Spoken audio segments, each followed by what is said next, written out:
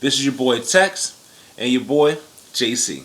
Hey, What we're trying to do now is just go ahead and again reach out and talk about some of the things that are going on in the news, going on in the world that we find interesting that we want to talk about, and some of the things that you find interesting also.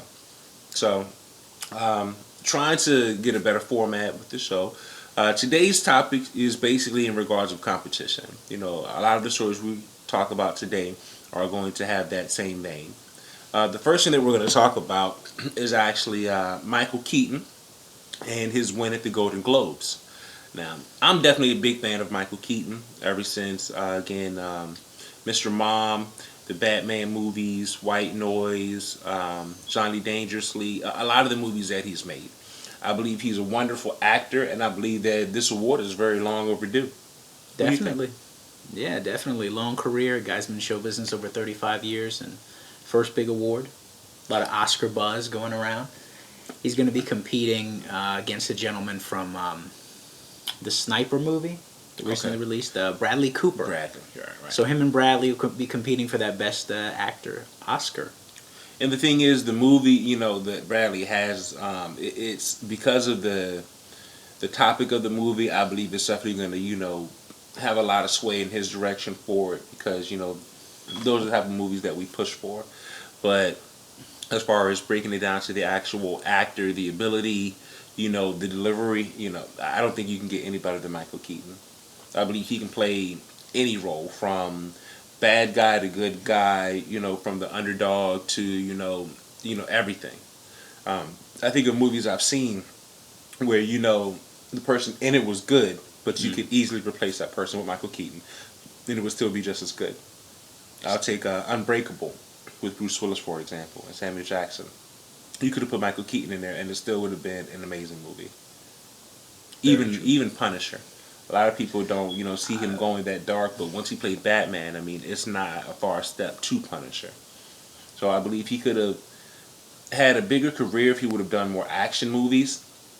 But like the original Batman wasn't so much an action movie; it was more, just that comic thriller, like Dick Tracy. But I think if he, had he chosen those roles, I believe he would have had gotten this role a long time ago, and probably again maybe that Oscar or even some Screen Actors Guild Awards. I'm just genuinely happy for him. There's a lot of buzz in Hollywood right now. Beetlejuice 2. I'm very So, excited to see that. I am.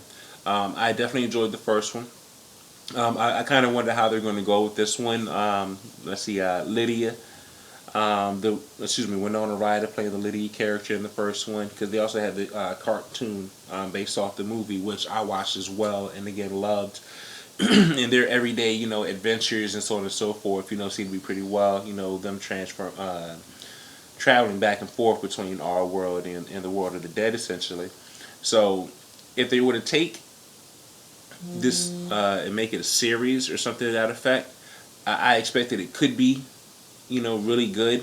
But since you're going with a movie, I really don't know how they're going to make it as good. I mean, I believe he can still play the role, yes, but I mean, I really don't understand how they're going to make this movie, watchable I'd for say young new viewers. story, new cast. You got to tweak it like they did with RoboCop and Ninja Turtles and everything else. New for the new generation. So our next story has to do with NASCAR driver Kurt Busch. Okay. Now he has a restraining order placed against him by his girlfriend. He's claiming his girlfriend is a professional assassin. Yes. Yes, he is. Yes, he is. And now, I have to tell you automatically, even if your girlfriend's not an assassin, with the bad breakup, you may have to take out some restraining orders. I just want to say that, when you're a high profile celebrity, again, he's a NASCAR champion, it's got to be the point where you have some people that are able to separate you from the crazies. She may have gotten into the inner circle, you may have dated for a while, but it's got to be a point when things start going crazy that you have people, that are able, or handlers at least, that are able to, to keep her at bay. It's just an odd story though, man. He slapped her, and then he tells a story where she went out in the desert and she came back all bloody and something like that. It just sounds like some sci-fi movie or something. I remember reading he was saying that he remembered one trip that they took that she left out in camouflage gear and then came back in a bloody gown under a trench coat. Now, I have to tell you, if my girlfriend were to come home in a bloody gown under a trench coat, I'm gonna have questions. I mean, this isn't Kill Bill. No. And the other side of it is that if your girlfriend is an assassin, I mean, why would you be slapping her if you expect that, she can kill you? I mean, there's a lot of things that are going on that just don't really seem to make sense, in this particular scenario, because she's basically indicating, that he's making all this up, that she didn't say it. But there's another friend that's also basically corroborating this information that she's, says, I take down foreign governments, I own Washington, D.C. I mean, I don't think someone's going to make up these statements about someone unless they're true. But at the same time, she's trying to pitch a reality show. She has a tape on YouTube going to networks about her shooting and her being a spy of some kind. So maybe this is a publicity stunt. I mean, it could be. And the thing Awesome. is, it's always publicity. When you're in entertainment, anything is always publicity. Good publicity, bad publicity, it's all publicity. So, I mean, I definitely think there has to be something with that. With her trying to get her own reality show. I mean, all this wouldn't be coming up because if she was an assassin, she was an assassin before you slapped her.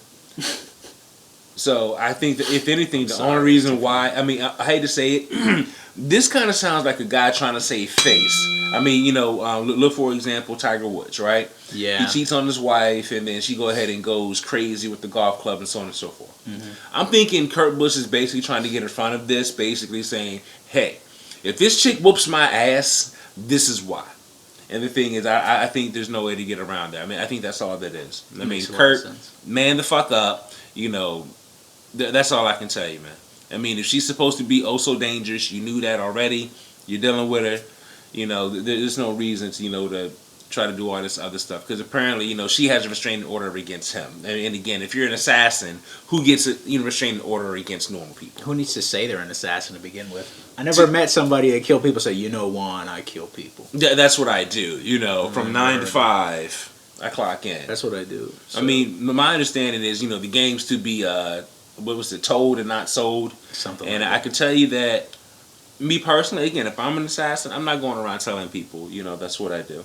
So we got to move on to our next story. All right. One of your favorites. Yeah, this is one of my favorite stories right here. So, in California, a high school prep basketball coach of a girls' team played a game. This was in San Bernardino, California. It's Arroyo Valley, and they played Bloomington. Now, here's what happened.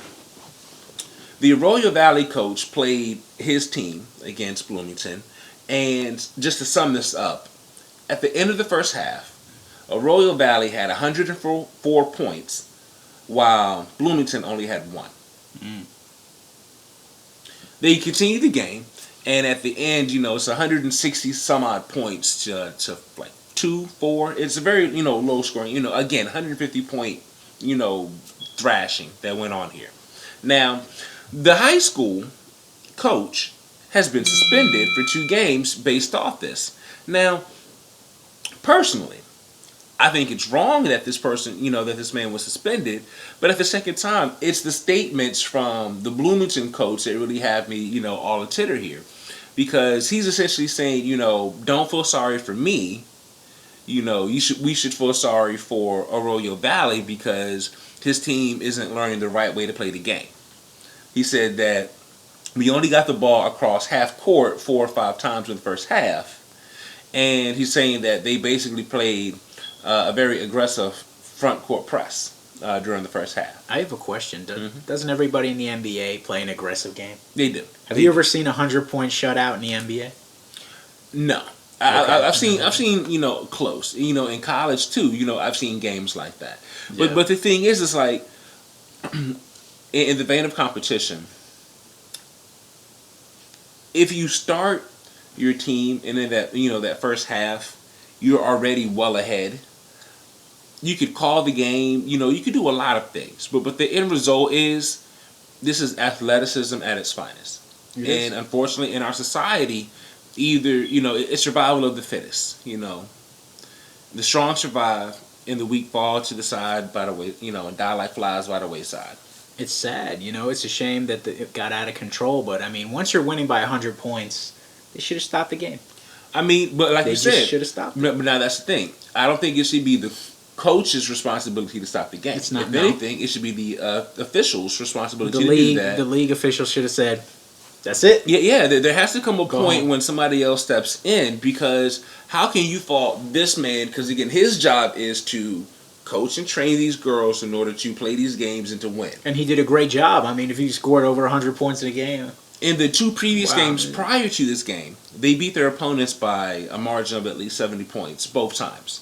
So again, these girls may be, very, very good. And so that's the thing. It could have been a situation where they just come across, the worst team. Like, for an example, if you were to take every team in that particular district and rank them, there has to be a team at the top and there has to be a team at the bottom. So if you have a team that's at the top that's winning consistently by large margins, and then you have a team at the bottom that's losing, it has to stand to reason that when those two teams meet, there's going to be a great disparity between the two. So again, you have to have those things already in mind. And the thing is, I don't think Arroyo Valley went in thinking, yes, we're going to go ahead and crush them by 150 points. I think they went in thinking they're going to win. I think somebody should call the WNBA and sign some of these girls. I think they should. Get some recruiters out there. If they're getting 100 points in a game, come on. Somebody from the LA Sparks or whatever. Yeah. Give them a call. Mr. Chung, over at Bloomington, I hate to say it, you sound like sour grapes. You need to go ahead and chalk that up. You got beat, buddy. Yeah, we all get beat. You got to learn how to take it. And it comes to that point where, you say they shouldn't feel sorry for you. I hate to say, I do feel sorry for you. I feel sorry for you because, number one, it seems that as a coach, you are unable to defend against an aggressive front court press. If that's the case, maybe you need to decide to choose a different line of occupation. Because in order to teach young people the lessons they need to learn to survive in our world, you have to teach them, number one, you can't always win. But that there's going to be people better than you. And when they're better than you, you have to try harder, you have to work harder, you have to put in more effort. Very true. And the thing is, you might not win, but again, you don't want the lesson here that you lost by so much that someone else is penalized. That is not the country that I was raised in or, told about. That was an incredible story, Tex. So we got to move on to Moving on. the NFL, the NFC Championship game coming up. And I know you have so many opinions about it. You're a big football I do. fan, so tell us about, was it Seattle versus Green Bay? Yeah, that's the game coming up. Again, last week I did predict that it was going to be Seattle and New England in the Super Bowl, and that the only team that could put a stop to that was the Cowboys. Well, we saw that Green Bay went ahead and made, quick, decisive work of the Cowboys. It was a very close game. I definitely thought they had the chance, but of course, any given Sunday, any given day, any given play, things can change and can turn the game around.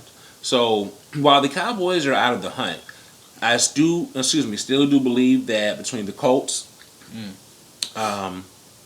between Seattle and Green Bay, I definitely believe that there's going to be some great football played. But I'm still expecting that New England and Seattle are going to be, our, Super Bowl contenders. It's going to be played out in Arizona. So I'm expecting that the game is going to be good. It's going to be great weather. I'm not looking for, snow or anything to that effect. And I think that's going to be a really, really good thing. Because you're going to have New England, which is, an East Coast team, coming from a cold weather area.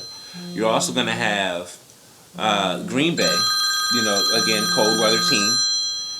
We have the Colts, again, Indianapolis, not really known for being cold, but again, they also get cold as well. And then you have Seattle. So again, you have all these places where the weather's, kind of, iffy and cold and rainy. But then they all go ahead and switch around to now they're going to be playing, in Arizona for this big game. So I'm expecting it's going to be a great game overall. But I expect Tom Brady is going to definitely do his thing in order to go ahead and, continue his charge on. I'm not shocked. I mean, if it's an East Coast, West Coast Super Bowl, that'd be great. And if it's not, all these teams are top teams. Right. None of these teams are, wild card teams, so I'm not shocked. No, not in general. We had to talk about the nap cab. Nap cab, yeah, Nap at the airport. cab. Now, Need some water. if you're like us, from time to time, doing different shows or, other events, you travel. And me personally, I know I've been at airports and I'm, sitting there waiting for a flight and, I might take a nap or I might fall asleep or something, real quick. And, it's always uncomfortable, but you always see people, spread out over the airport in different configurations, which I always find funny. Now, something that's been, recently innovated, I guess not invented, but, recently introduced over in Munich, Germany, are nap cabs at the airport. And what it is it's basically a small enclosure. It's probably about the size of maybe, a large bathroom, I would say.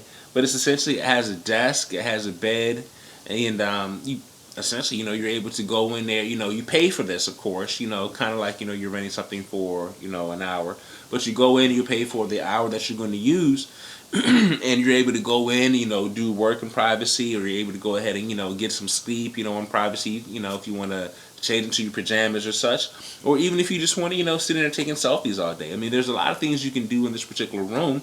I know it's going to sound kind of crazy.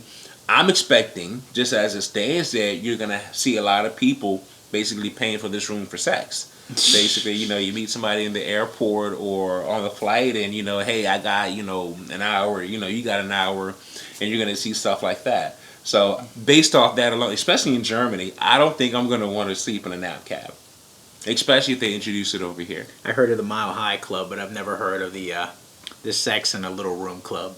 Well, I mean, you've never been to college, then apparently. But yeah, it is a matter where it sounds like it's going to be convenient. It sounds like it's something that could benefit people in the long run, but at the same time, it seems to point to us being more frivolous, in regards of trying to find and accept convenience when there isn't or shouldn't be. I work in a convenience store, for example, and we don't have a public restroom. Reason why we don't have a public restroom is because when the store was built back, in the 60s, they put in a small septic tank. And now, according to the county, our septic tank is not large enough in order to accommodate a public restroom. Now, because of that right there, a lot of people come in and ask us if we have a restroom. But I remember growing up at a time when a lot of places didn't have public restrooms. And so now, because people are getting so used to being accommodated and being convenienced, and with all these things nowadays, it's a matter that this nap cab seems to be just another example of that. People trying to say, "Hey, I want to be comfortable. I want to have this comfort," and so on and so forth, when they really don't need it. Because if that's the case, motherfuckers, sleep on the plane. Sleep before you get on the plane. Convenience is good, just don't turn it into Japan where they have, vending machines for underwear and stuff like that. That to me is a little funny. It's going to get there. It's a little much. I mean, we're a little tight-lipped, and liberal when it comes to certain things, but I mean, people in America, I believe, will find a nap cab a very good thing until people start, again, having sex in them, until people start doing drugs in them and stuff, and then they're going to, oh, these are bad, we shouldn't have them.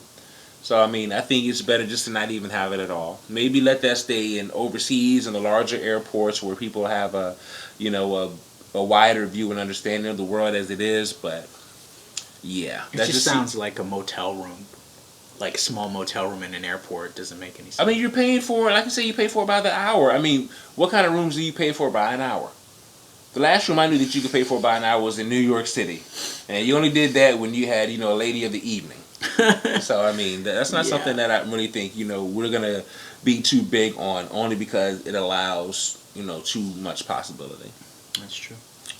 All right. So, again, moving on the vein of competition, the next topic we have is in regards for Family Guy, in regards for its ratings, in regards of comparison of the highest and the lowest. This was the season. The Simpsons crossover garnished the highest ratings in about 10 years. Because people love The Simpsons. And the season in general, we're already halfway through the season. It's not doing very well. I mean, well, like you said, people like collaborations, mashups and stuff like that. So I think it's very good, for them to reach out and branch out. I mean, you're both on Fox, you're both on Sundays. It seems like it could be, a really, really good thing to promote. Now, the other side of that is that when you start doing mashups and stuff, a lot of times that really means that, you are starting to fall off or, you are starting to wane, fizzle, if you will. Because you having to do more stuff to try to stay current and to stay relevant. I mean, Family Guy has been On a very long time. Actually, it has. we talked about the Super Bowl. Family Guy started right after the 1999 Super Bowl. Okay. It was canceled twice, but it's been on since 1999. Other than SpongeBob, name a show that's been on since 1999. Again, The Simpsons. I mean, No, that's before that. yeah, but I'm just saying. I mean, it's been a long time. But I think it's that matter that when you look at Family Guy, it's really been lowbrow comedy the entire time. And the thing is, it's like Yeah. as a society, we gravitate to stuff like that.